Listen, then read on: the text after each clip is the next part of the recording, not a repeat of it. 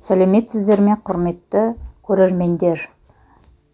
Біз бүгін бауырдақ қуырдағын жасайтын боламыз.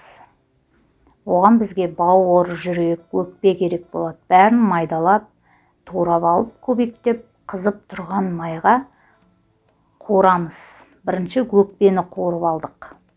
Одан кейін барып, жүректі салып қуырып аламыз. Қуырып болғаннан кейін пиязымызды салып, бірге қуырамыз. Пиязымызды өлтіреміз. Енді әркім әрқалай вкусына қарай. Одан кейін майдаланып тураланған чесногымызды салып, паприкамызды, ащы қызыл бұрышымызды, тұзымызды, қара бұрыштарымызды, лавровый листтерімізді салып араластырамыз. Тұзды дәміне қарай салыңыздар. Біреу ащы келеді, біреуінің де ащылығы аздау болып келеді.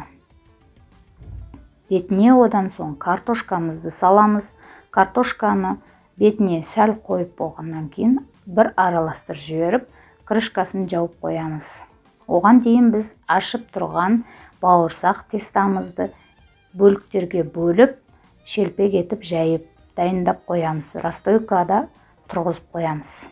Расстойка көтеріліп болғанша біз қуырдағымызды бір араластырып келіп, шелпегімізді дайындап жатырмыз.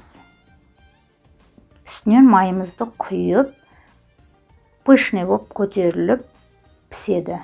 Піскен шелпегіміздің ортасын бөліп, піскен қуырдағымызды ортасына салып, біреуіне салатный листьямен салып көрсеттім, біреуін жай салып көрсеттім. Қонақтардың алдына тартқанға өте әдемі, керемет, дәмді.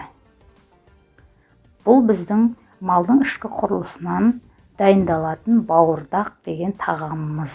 Видео ұнаса, лайк басып, тіркелуді ұмытпаңыздар. Құрметті көрермендер, біздермен қоштаспаймыз. Сау сәлеметте болыңыздар.